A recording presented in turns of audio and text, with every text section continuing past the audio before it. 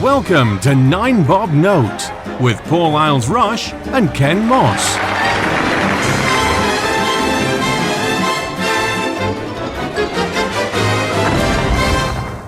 Hello and welcome back to 9 Bob Note. I'm Paul Isles-Rush. I'm Ken Moss. And we usually start by announcing what subject we're going to be discussing this week. But Ken, I think there's only one thing we can talk about this week. Prince Philip. The sad death of the Duke of Edinburgh. Yes. We are the subjects this week. We are. The loyal subjects. Now, well, I don't think it's any great surprise to anyone that's heard me on podcasts over the years. I am a royalist. And, he was 99 years old. He was 3 months away from his 100th birthday. I've always said it will be a black day when he goes. And it was. It's one of those rare, I hesitate to use the word celebrity death, but famous people deaths that actually did hit me because he's done a lot. Whatever, he's been said over the years, his gaffes. But whatever faux pas he's made over the years, he's done an awful lot more than any of us are ever likely to do. And I honestly do think it's a sad loss on many levels. The Queen's husband, they've been married 73 years. Grandfather, great-grandfather, heaven knows how many times over, served in the war fighting actual Nazis.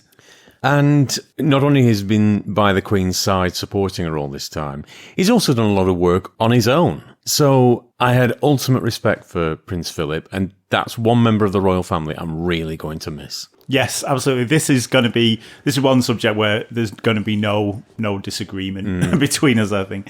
And we've spoken about it a few times, when he's been taken into hospital, and we've been like, oh, and we both said it's a really sad day. But when you sent me an expletive filled, well, in fact, it was expletive filled because it was just one word.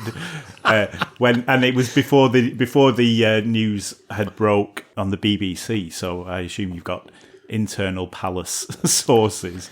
But yeah, it was really, really very sad. Well, we've both been the same. We get the BBC News alerts that go off on our phones and things when there's breaking news. And we've been saying this for a few months now. Every time it's been going off, I've been looking at it quickly to see if it had to happen sooner or later. As I say, 99. I just wish it would have been lovely if he could have turned up and he could have got a telegram from his wife. How nice would that have been? Yeah.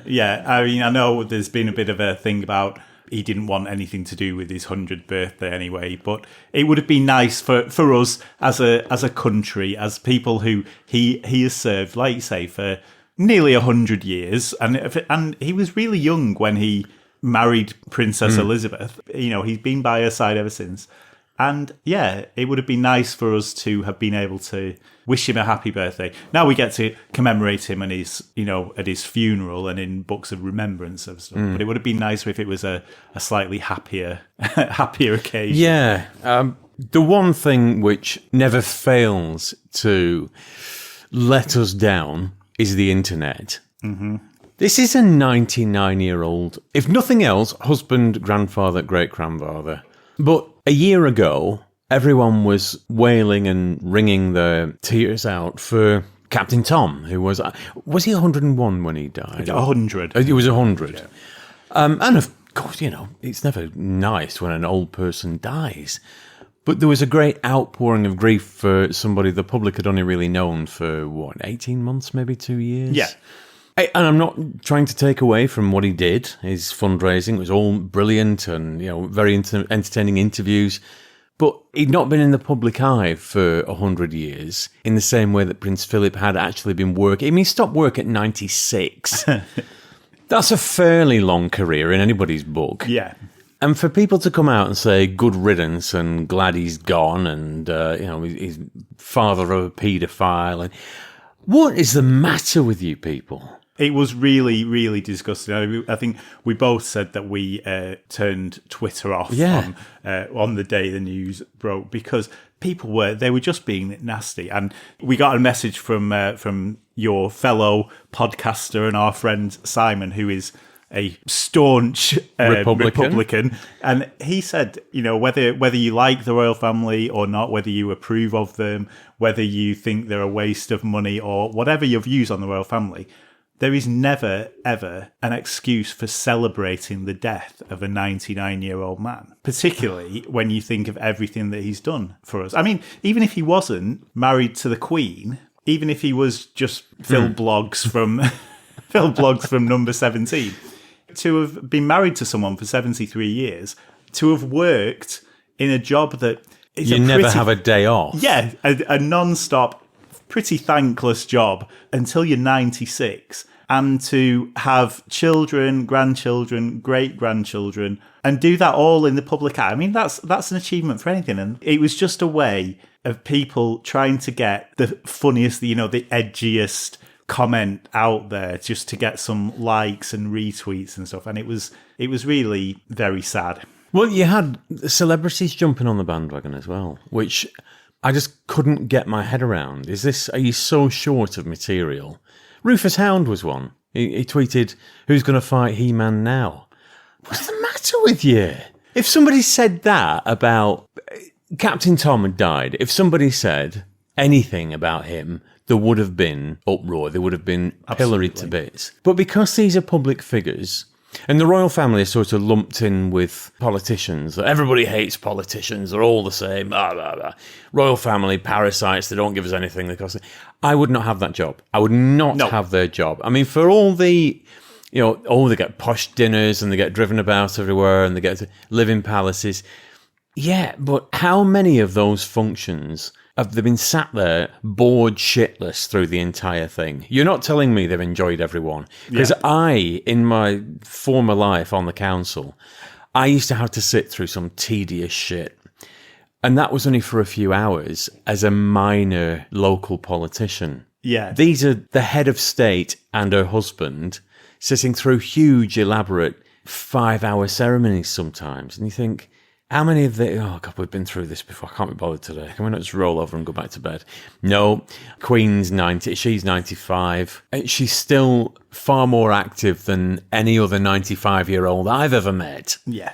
The Queen has already started doing some duties again. Yes, on the day of recording, she's... Yes, and it's one of those where I don't care what your views are on the royal family. These people, and we're talking about Prince Philip, has worked his entire life. And as you say, he's not just been the Queen's husband and supporter, which is a job in itself and a pretty awful job, because all those dinners and everything that you say they had to go to, he went to as just the husband. Yes. It was all about the Queen.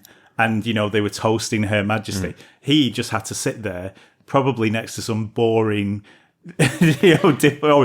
some Queen's husband from another country, or the First Lady of another country, who he had no interest in. But he also worked so hard. He did the World Wildlife Fund, which he put a lot of effort in, which is now passed down to some of his kids.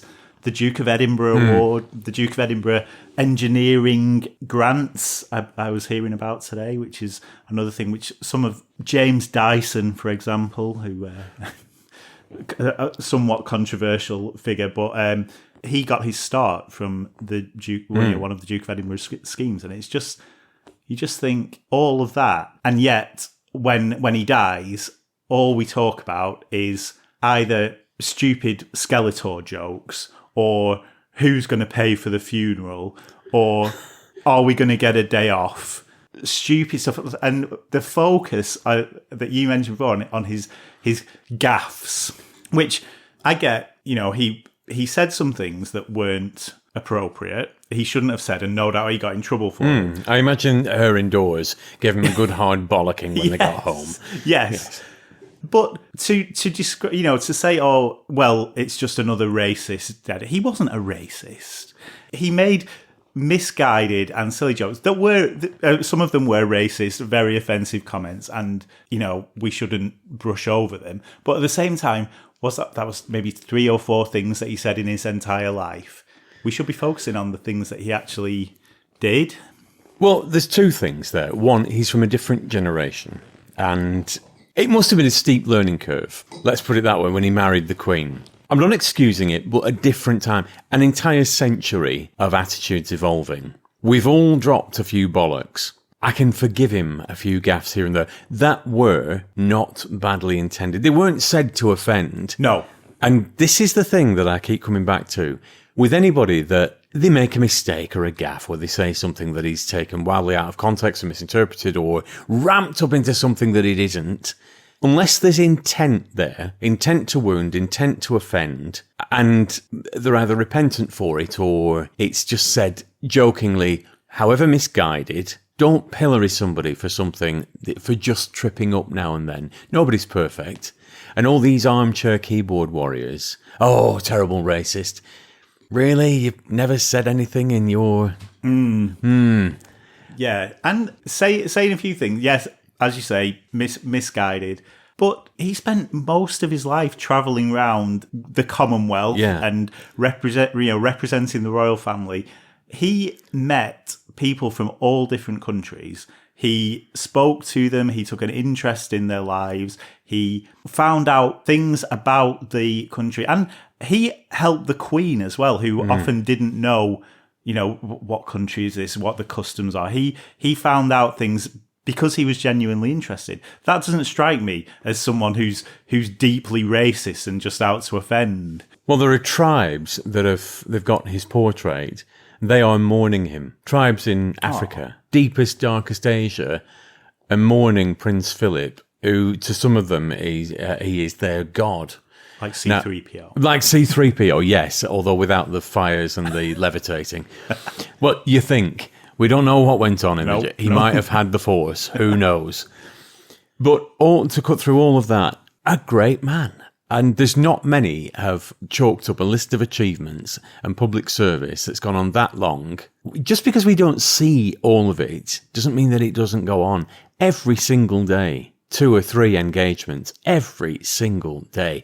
To live that long and rev your engine that hard. Oh, well, they live such good lives, don't they? And it won't. Yeah, but surely at some point, it's just like, I just want a fucking day off.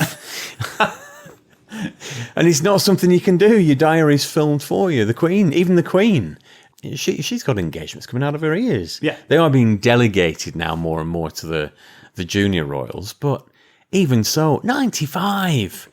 Most 95-year-olds, if they're still with us, are either, feet up watching Countdown, that's the highlight of the day, or bedridden. They're not out gallivanting, entertaining the subjects and serving the public. No. The senior royals earn every penny of the pittance that I contribute towards it every year. They're welcome to it for the work they do. Absolutely.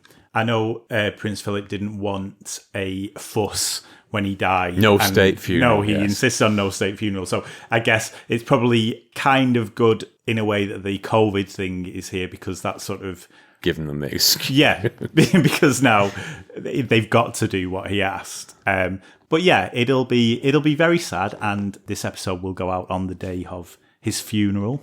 It will. I'll be sitting watching it on the TV and raising a glass. What do we think Prince Philip drank, or do we know? I don't know. Has it not been referenced in The Crown? The Queen Mother likes a gin and Dubonnet, didn't she? She did. Yes. That was her favourite drink. I think whiskey. He drinks whiskey in the... In The Crown? Yeah. Oh, well, it must be true then. I'll have to... I don't like whiskey, so I'll have a gin. Oh, well, I've got a bottle of whiskey that is... I've had it about 10 years, and there's only about a fifth of it gone, because it's only for when my dad comes, and he'll have a glass after we have a meal together here. So we can have a tot over the weekend. But I think it would be a little bit disrespectful to do either Screening Queens or Feather or Not for this one. So we would advise you, just watch Prince Philip's funeral. There's bound to be some coverage on the telly. I think that's as respectful as we can, or disrespectful as we can be on this occasion. But we shall raise a glass to you, sir. Thank you very much for all your years of service. You will be missed. Your Royal Highness.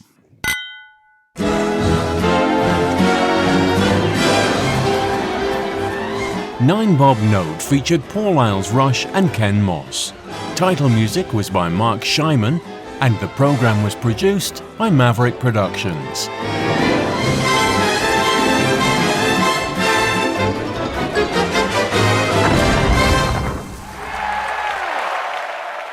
For more information, please visit maverickproductionsuk.blogspot.com or find us on social media.